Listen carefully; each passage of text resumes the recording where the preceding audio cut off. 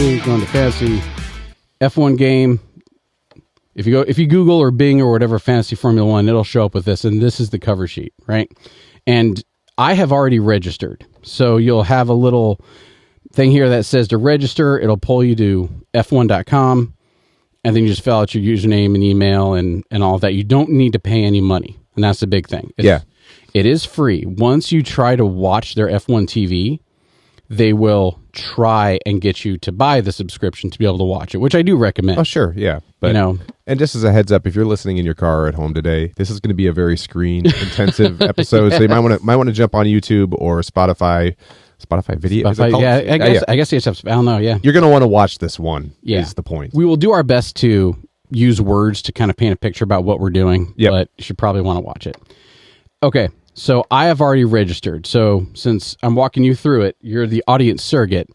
Are you to hear? I actually am. Yeah. Okay. So Perfect. I've registered, and I'm taking a look right now at the player values. So to recap what we talked about last week, we get to pick 5 drivers and 2 constructors, and this is on a week-to-week basis. We working on that initial $100 million that you've got. You can sell your existing drivers and purchase new ones from week to week. Correct. Okay. Correct. And you can sell drivers, get the new ones, and as far as I know, we'll confirm that here in a second, you can make unlimited changes before the actual start of the series. Once the series starts, then after each Grand Prix weekend, you're limited to 2 transfers, 3 if you have one left over from the week before. That's right.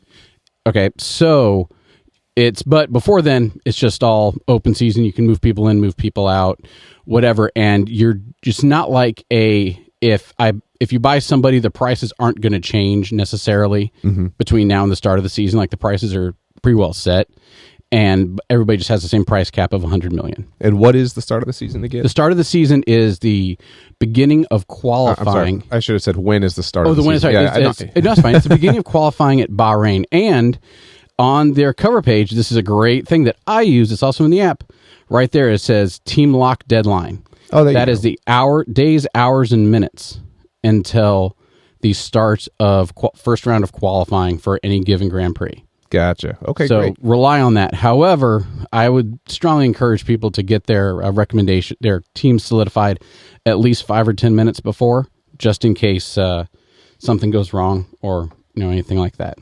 So, what do you think? Do you want to go through and pick the teams and discuss that first? Or since you're the audience surrogate of brand new, would you rather walk through all the rules and then look at the drivers? Or would you rather look at the drivers and then once you have an image of that, go through the rules? Let's talk about the rules, because when we were getting set up today, you were looking at this and saying, "Oh my gosh, they've changed so much this year from last year." And so I know we have some listeners, but we also have people who've been doing this for a few years. Let's summarize what has changed from last year to this year and see if we can figure that out. A couple of the big, and we can walk through all the actual rules step by step. Sure. A couple of the big things, and I don't 100% remember if it was different last year, but now if you get a DNF for qualifying, it only matters if you don't put a time up for round 1 of qualifying.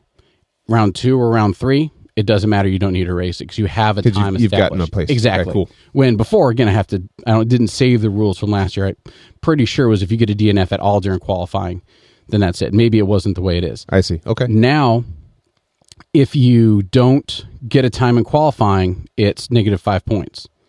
Let me double check on my little note sheet here.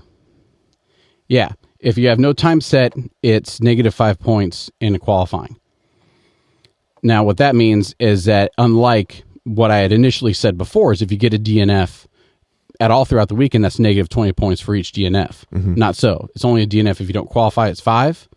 But if you DNF from a sprint race or an actual sprint, a sprint race or the real qualifying, it's negative 20. Okay. And so what are we looking at right here? So what we're looking at here, and I shouldn't have brought us here. I'm sorry. This is my spreadsheet that we're going to jump into later on. We'll cut to that later. Okay, yeah. All right, sorry. No That's a very good way of you being like, hey, dude, what are you bringing up? Like, let's not play. Oh, no, I wasn't trying to call you out. No, that's fine. That's fine.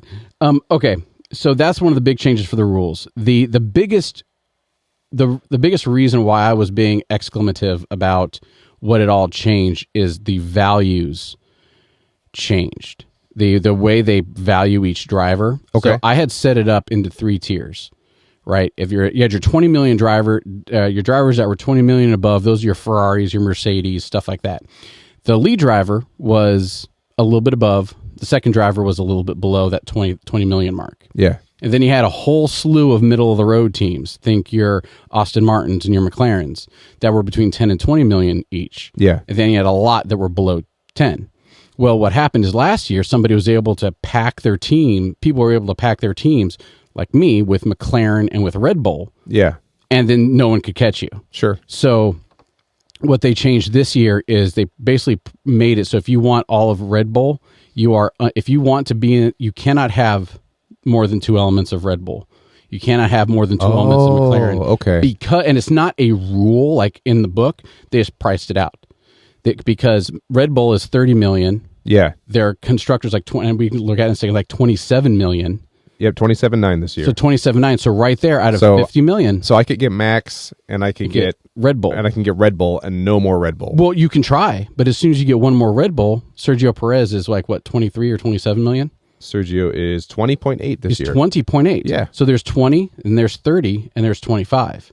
I'm no mathematician, but that you do not have enough money left to fill your roster with the bottom with anybody to actually, because you have to get all 5 spots filled for your drivers. Oh, I got and you. all 2 for constructors. Yeah. And I have a couple examples of like the bare bones minimum which you can do, and that's the biggest rule is that they made it. If you have those top tier teams, you can't get much of them, and then you have to work with the lesser teams. Okay, I'm sorry. I was a little slow on the update. No, so I thought it was there was a mechanic that limited you to 2. No, it's not a mechanic. It's just by dollar value that it made it impossible. Cool. Exactly. They just so many things in this world, they don't tell you can't.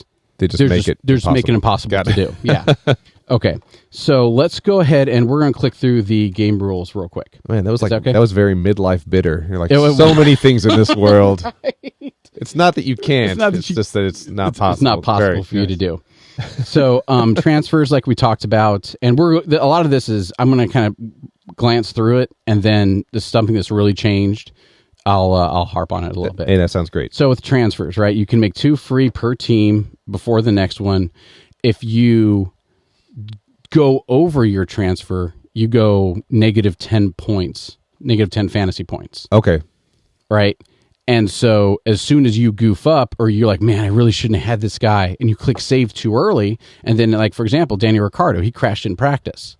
So as soon as you used up all your transfers before practice, and then somebody crashes out, you have no way of recouping that without taking the 10-point penalty. I see. Okay. And now, I know they say right here, increase. Yeah, sorry, I misread it before. It increased from negative 4 points to negative 10 points. Oh, wow. For each additional change. Okay. So once again, it's not that you can't do it; it's that you will be penalized. Exactly. You'll be penalized 2.5 times what you were last year. Oh, wow. Okay. So before, and I did it once. I'm like, you know what, man, my drivers, I thought this could work, and it didn't work.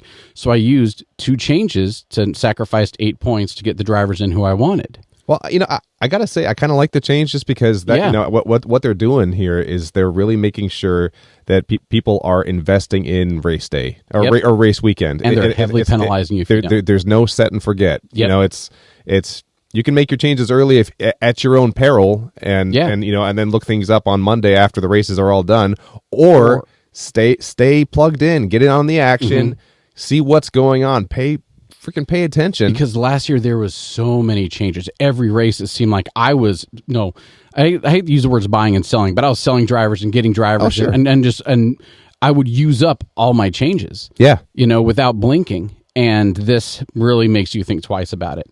Yeah, so that's a big one. So it's really kind of filtering through all anyone who's playing who's going to forget about this 3 races into the season, and I think that's great. Or if you're like me, who gets really bitter, surprise, at the end of a race, and I'm like, man, I can't believe this driver did this and this driver did this, and you want to drop them. Yeah, and you do. I would a few times. That was a habit I tried to get out of last year. We're like, no, I'm going to change my thing.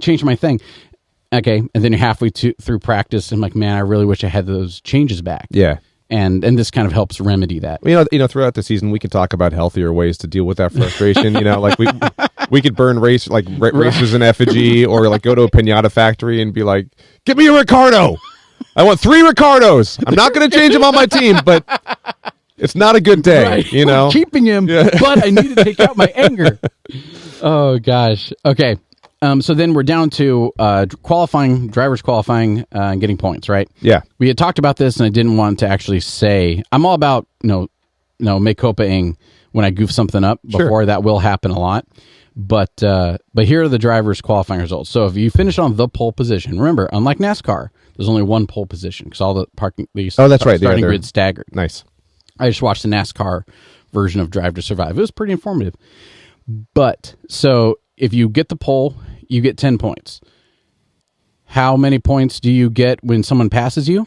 5. You get -1 every time somebody passes you because you're fine. Yep. So what happens when you're like last season with Ferrari? They would qualify great, finish. They qualify on the pole or first, and then they finish between 6 and 10. Right. So they would negative the 10 points that they got, and it ended up being a wash. All right, so for second place, you get 9, then 8, then blah, blah, blah. Then down to 10, you get 1 point. 11 through 20, you get 0, which is very, very important. I know we talked about it before. That 11 through 20 is the great disequalizer between fantasy and reality. Is we care if somebody, and I've said this so many times, somebody should keep track of it and turn it into a game. Every time you DNF, you go -20. Every time they DNF in the real life, nothing happens. So they're much more willing, much faster as soon as you have a bottom 10 car. If you have a bottom 10 car and there's something that might be wrong, that might be $500,000, they'll just retire you. Yeah. And screw over the team. Screw over the fantasy team when the reality team, that's best for their investors. Absolutely. So, not classified or no time set, you get -5 points. And this is very important with the drivers who do not set a time in Q1 will be given a 5-point penalty. That doesn't mean you can't set a time in Q2. Yep. That doesn't mean you need to set a time in Q2. There was one of mine. That's one of the reasons why I really want to talk about the DNF stats today, if we have time, is the stats I had previously ran. I reworked it because it just didn't seem right. It actually kept me up 2 nights ago because I was sitting there. I was like, what is wrong? That doesn't seem right. Well, I didn't realize that Max Verstappen had, and a group of other top drivers had a DNF in a second qualifying round. Okay. They qualified the first round, and I think it was in Singapore or wherever, and they just didn't qualify. They didn't even drive the second round of qualifying. Okay. And that was recorded as a DNF. So I redid my calculations on the spreadsheet, and I'm like, man, these guys all have another DNF. But it was a second round of qualifying. Oh, I see. Yeah. So they just take their time that they already have, and that's where they fall out in the, if they qualified, P17 in Q1, P13 in Q1, then they keep that time and it gets racked and stacked later. Does that make sense? It does, yeah. Okay, cool. So that's very important there. And disqualified equals -15 points. Very rarely do you get disqualified. The biggest way that happened last year was when Lewis Hamilton, one of the Ferraris, both got randomly inspected. Like they randomly inspect a percentage of the field after. Oh, or whatever. Okay. And I had never even heard of this rule until it occurred. And the two people they inspected, it was a high downforce track, and you think everybody keeps throwing sparks. Mm-hmm. Little known fact, I've heard some people call it wood, some people call it a composite now. There's basically a piece of timber on the bottom of their car, and if it rubs away too much, they get disqualified.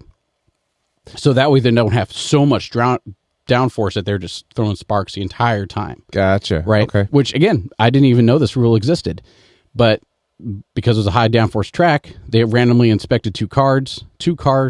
Both of them had excessive downforce, and they were both disqualified. Okay. And then our countryman got his 10th place finish. Gotcha. Went up from 12 to 10. Got some points. I'll take him. 8 point. Hey, 8 but point, the rules are there for a reason, right? So what do you want? But yeah. So, and then that was the first time I'd heard people getting disqualified. But being disqualified is a heavier penalty. Sure. For that in fantasy. Okay. Then the constructors. This part is pretty much the same as last year. If neither driver reaches Q2, they get a -1 point. One driver reaches Q2, they get 1 point. Both drivers get Q2, they get 3.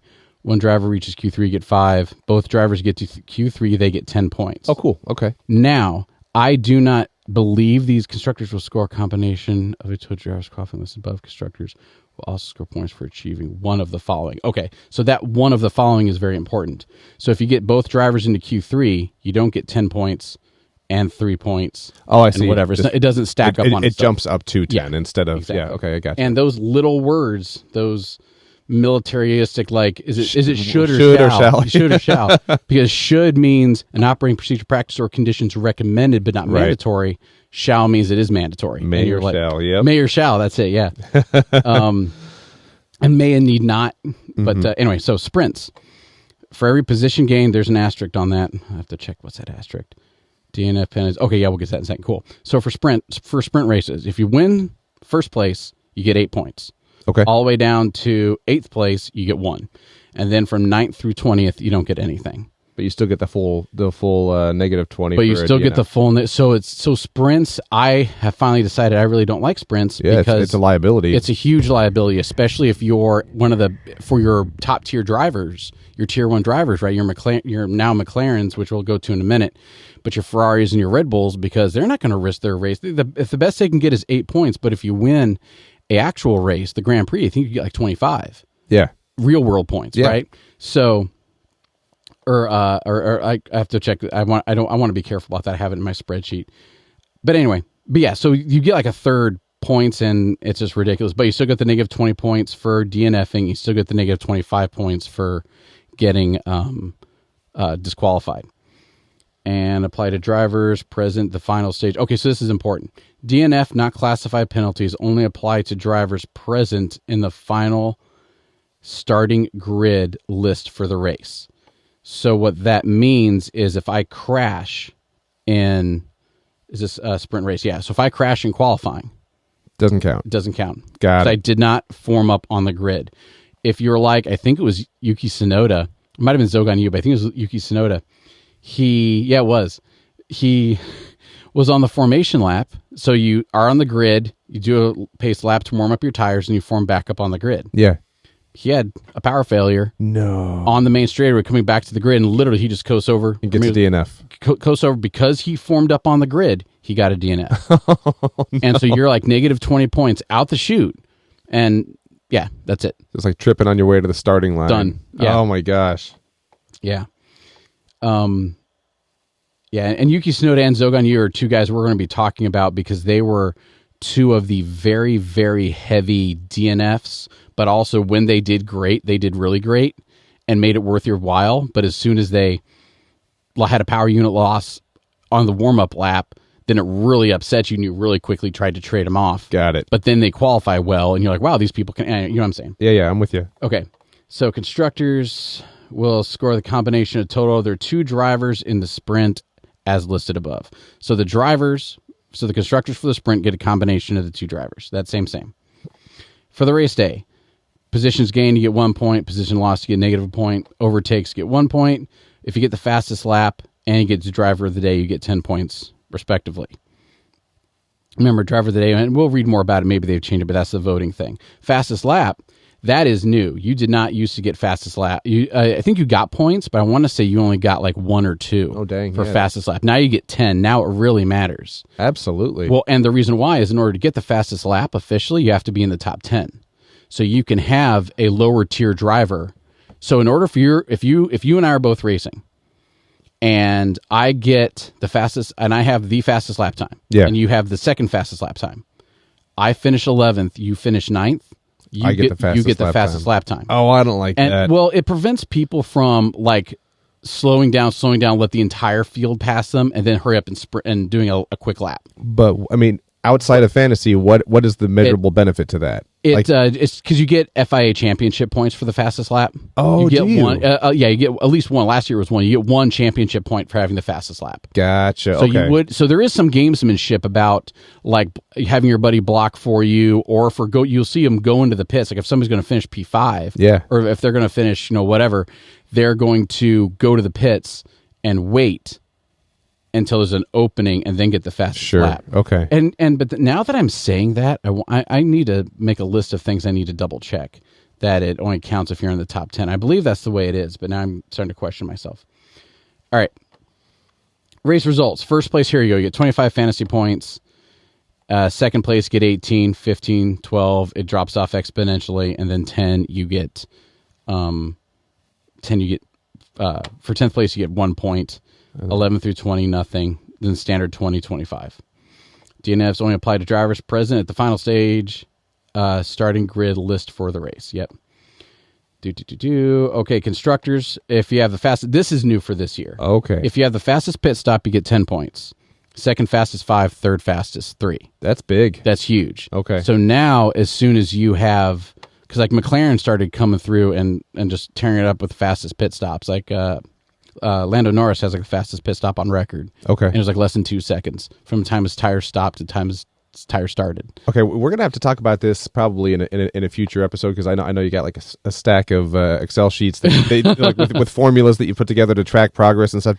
Do you track pit crews? I do not. I didn't for last year because last year when I put together that Excel sheet, I did it after the season. Okay, so I wanted to figure it out. Sure. And this year I'm going to be tracking everything manually week to week. So I might keep track of who does the fastest pit stop and what that pit stop is. Gotcha. But for everything I have now, I relied on just pulling it from the fantasy website after the season was closed. Okay. And we can go into that. And there's the one other thing is about, we'll go into that later. Sorry. I'm trying to stay on task, but you're good. No, that's smart. Any questions you have, though, I assume somebody else will have. Sure. You can keep asking them. I'll try not to go on my rabbit holes. Team management, exceeding the free transfer allowance 10 points. Yep. Okay. Position gain and loss, are calculated based on the starting and finishing positions of the driver in the race, and not not their qualifying result. So where that is, all right, if you qualify first and I qualify second, and you common thing change a power unit. So if you change your power unit or there's some part on your car that you wanted to change. Yeah. Sometimes that will incur a grid place penalty. And what they'll do is, let's say you get a 5 grid penalty for whatever, or you got a 5 grid penalty for like impeding or something like that. You got in someone's way during qualifying. Yeah. Then what they do is, if you're first, I'm second, they pull your car up.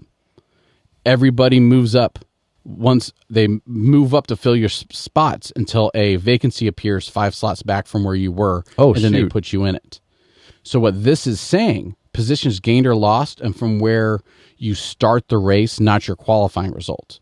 So if you get a 5 place grid penalty, they pick your car up, there's now a vacant slot in front of me, I move forward. So does the next guy, so does the next guy, so does the next guy, etc. until you drop down 1, 2, 3, 4, 5.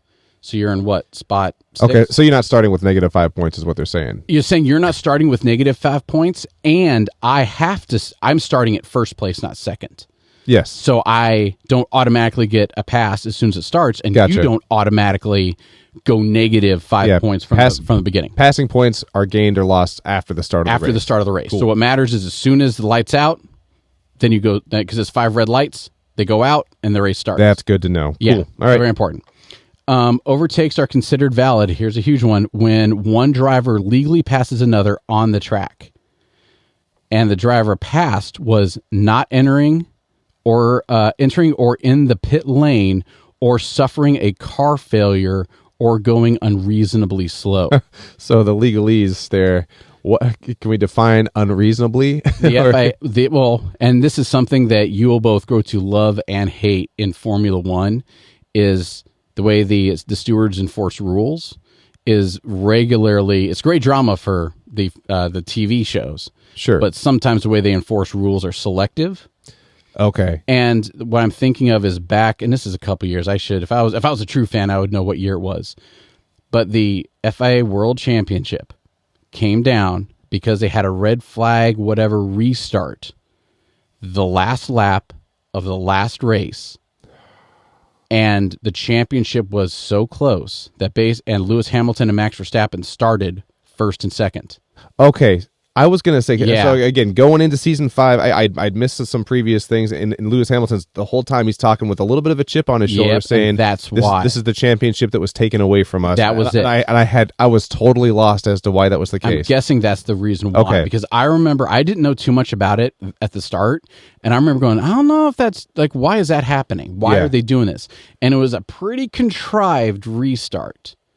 But what they did was, Lewis Hamilton, like we talked about earlier in a different podcast, Lewis Hamilton had that 20 seconds or whatever, had that lead on Max Verstappen that Max wasn't going to be able to catch up with. Right. They red flagged or yellow flagged or whatever they did to bring him together, for a one-lap drag race that decided the championship. Which, again, to your point, it's great, and they're a private organization. Awful. They can do what they want. So, and this so here's an overarching trend thing that I'm noticing that maybe I'm completely off, but you look at some of these sports that are finally starting to really gain traction in the U.S. This is the stuff that I think I can see why it's awesome, but I can also see why it's going to drive people crazy. So you talk about soccer coming over to the U.S. and actually becoming bigger and bigger, and for most people like me, like my introduction to all that is Ted Lasso and Welcome to Wrexham. Welcome to Wrexham. You know, yeah, absolutely. And you have things like that where it's like, yes, in soccer there's penalty time, and that'll be added on at the end, and we don't know how much it is. Yeah, refs are keeping it on their secret little card, and then all of a sudden, guys holding up a big clock saying there are more minutes to come, and we'll stop the clock when it's time. And so many people, I guess, love that. Drives me a little insane because I'd like to know going into the end of regulation time how much time there will be, so you can build a game plan. Yeah, but this is that. It's unreasonably slow, or it's this is how we will settle this today. Yep. Yep. And because and like with us with American football, right? With I'm in Detroit, right? Right. So the Detroit Lions and the big change or whatever about some player came in and did or didn't report and all this. So we're used to watching a clock that ticks down in the tenths of a second at the end of a sporting event and instant replays and watching all this. Right. And where as soon as we look to here where we have stewards and we have in soccer, you have refs who they just basically run with impunity. Yeah. Because the FIA and is it FEMA who does the soccer? FIFA. Sorry, FIFA. I hope they're not running soccer because they're going to ruin it. Oh my gosh! Oh gosh, that's awesome. Is so FIFA and the FIA, they're both independently run. I guess no, the NFL is too. I mean, they are, but I mean, I think it's just a case of there's evil in both extremes. Yeah. Because you go to an NFL game, how many penalties, how many replays are you going to see? It just bogs the game down. But on the other hand, you can know something like this can happen in a race, and it evolves the sport, and everyone in their mind is kind of going, "What the hell? Yeah, this doesn't seem right." And but something they started doing, actually, something they're getting closer to was so it is a thing. And that's a reason not Yuki Tsunoda, I want to say, hang on, Nick DeVries. One of the reasons Nick DeVries is out, and one of the issues that, my countryman, how come I'm Logan Sargent? I do not know why I'm having brain fart. It's being on camera. But one of the reasons Logan Sargent was having such a hard time last year was he was exceeding track limits. So as soon as all four of your tires, if there's a little white line on the side of the track, as soon as all four of your tires are over the white line, then or off the track or whatever, then it officially, that lap time doesn't count. Oh. Yeah, for qualifying and for the race. And if you do it too much, then you get black flagged and you get penalized. You get 5-second penalized, and you get disqualified and stuff because you're running off the track. Gotcha. And there's a certain amount they get, right? There's a little bit of that leniency. Oh, sure. Yeah. But he had a hell of a time staying on the track, and he kept getting lap times deleted and stuff like that. But on some of these tracks, because the stewards who were looking, they had to keep an eye on every car, every lap. And sometimes they would complete a lap, think, wow, I have a great qualifying time. Then 5 minutes later, it gets deleted for exceeding track limits. Oh, that's frustrating. And it was so frustrating. So now what they're doing is, I watched one of the F1.com technical talks, right? Actually, I'm going to retract that because I was just like, oh man, that sucks. No, it doesn't suck because otherwise that would encourage people just to cut the track out exactly. But it sucks that there's that delta of waiting. Yeah. So what I saw a tech talk on it. What they're doing is they're using AI to watch the side of the tracks to watch the like straightaways and stuff. Okay. And turns, and if the computer thinks a driver went out of limits, then it flags to have a human look at it. But if it doesn't, then it just goes. Interesting. Yeah. So now you have humans double checking to actually hand out the penalties rather than a human needing to watch every minute of every tire of every lap of all that. So I think that'd be a good way they're bringing technology into it. But then down the road, now you have computers deciding who did well and who didn't. Yeah. And I can see people losing their cookies about that. All right, sorry, we'll get back onto it. And this is one of the reasons why you and I decided to do this podcast is because we can just sit here and talk about everything. Yeah. Okay, overtakes are considered valid. Yeah. Okay, and reasonably slow. Absolutely. But the important thing is the pit lane and the not pit lane is as soon as I pull the gas to go into the pits, if you pass me, it doesn't matter. As soon as I'm accelerating in the pit lane or I'm coming out of the pits and you pass me, it won't count for this until I'm back up to speed. Sure. Okay. And that is so I get back from my microphone. That is the main rules. What questions do you have as the audience surrogate about what we've done? Nothing so far. Okay. I think this review has been helpful, and I think let's get on to maybe picking out our teams here. Step 1, then, and you go click. I advise everybody as soon as you come in, click how to play, and it'll walk you through. Simply log in or register, which we've already logged in and registered here in this. So you have to agree to the terms and conditions. Then create up to 3 teams. So now this is important. You get 3 teams. Some people, purists I've talked to, are like, you should only get 1 team. No. Get 3 teams. Each team gets 2 drivers. We get 3 teams, right? And you can set them up to run different strategies. However, they do offer prizes for the Global League. Oh, cool. But only your first team is capable of winning those prizes. So, for example, I had 2 of my 3 teams last year were in the top 3%. Did you globally. Really? I did. That's the reason why I love this stuff. And the teams were unique? Oh, yeah. The team. I mean, sometimes they paired up. Sure. But other times, if I was like, man, I can see this guy doing good or doing not, then I'd split the drivers. Oh, wow. Yeah. And so it credited me my 3rd team that I took a huge gamble on. Actually, the gamble worked out really well, and they ended up leapfrogging my other 2 teams when they were pretty far back. Which I wish I had made that same choice, right? But so that 3rd team ended up finishing a couple hundredths or a couple thousand people ahead of my number 1 team. So it credited my number 3 team for being the team that did the best. Yeah. But if I had been if that 3rd team had been number 1 in the world, it wouldn't have gotten me the reward because that was my 3rd team, not my first team. Gotcha. Okay. Yeah. Which doesn't matter. Like, we're not going to be like top 3 in the world. And before everyone gets too impressed, there were 2.4 million people playing, teams registered or whatever. And so I was like number 64,000 out of the 2.4 million. So I'll still take it. Yeah, but absolutely. Yeah. Okay, so we get our 3 teams. So let's go ahead and make our 3 teams, since that's where we're at right here. All right. So let's go to How do I go? Where's home? How to play? I can figure out how to play. Hang on, I get to figure out where to click my button to make my team. All right.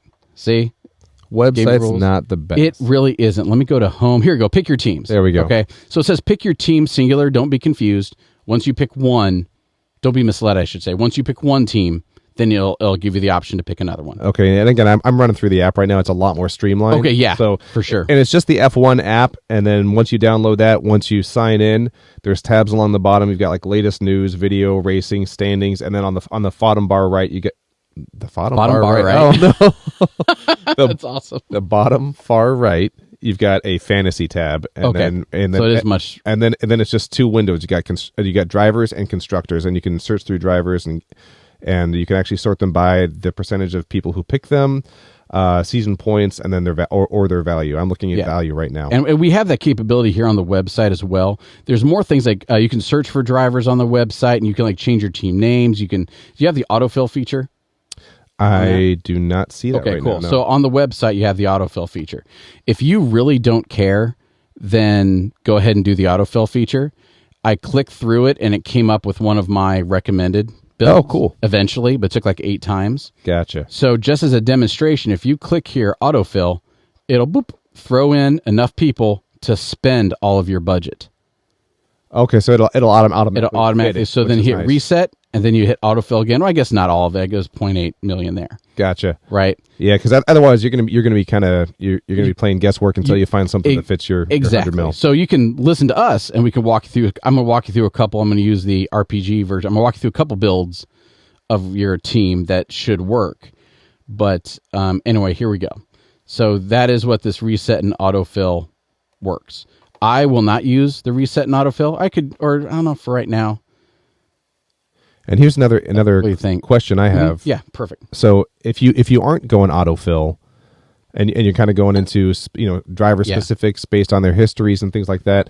I know every year there's a shuffle of drivers with which teams they're driving for. Yep. And this is what's confusing me right now is, and again, my information is not current.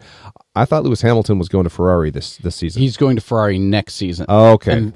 And then Carlos Sainz, who's in Ferrari, worth $18.5 million. Right. He's going somewhere next season. Okay. So that's all next year. Well, and that's the reason though. It's kind of like breaking up with somebody and still trying to take them to the prom, right? It's like your business giving you your 1 year's notice, and then saying that they're going to let you go, but go ahead and work hard. But again, knowing that, so they're really going to be prioritizing Charles Leclerc this year, I would imagine, right? And that's a great strategy. Yeah, I think they will as well. Okay, so between the two, if you're going to go Ferrari for your kind of your higher price point driver, especially because they're so close.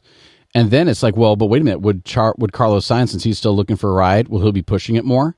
Yeah. Yeah, I don't know, because he does have a background of doing the I got a race for me element. So, and that's the reason why this is fun. This is so fun for me. All right, so fun. So if you were going to go with the one of the two of the Ferrari drivers, who would you go, Leclerc or Sainz? Right now, I would go for Leclerc. All right, that's who I would go for right now. But here. Do we have enough time, Hans? What do you think? Do you want to pause this here and start up a new episode with? Yeah, let's do that. So this was a good summary of the new rules for this year. Yeah. Thanks for tuning in. And again, if you were listening to this, go back and watch this on video, because we're staring at the F1 website for the majority of the episode, and that'll provide a lot more context. We'll try to get better as narrators as time goes by. But let's wrap this one up, and then let's go into team build for this next episode. Perfect. Here. Cool. All right. Cheers. See you guys.